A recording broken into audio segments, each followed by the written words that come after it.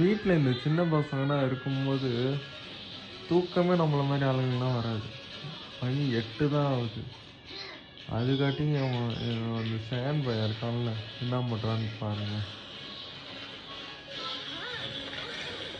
காலையிலே எழுந்திரிச்சு உட்காந்து பல்லால் இந்த பாட்டில் தண்ணி அவன் 1 மணி நேரமாக குடிக்கிறான்.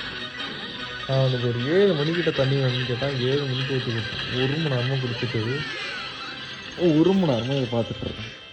பிடிங்கி வச்சா அழுவோம் பாருங்க.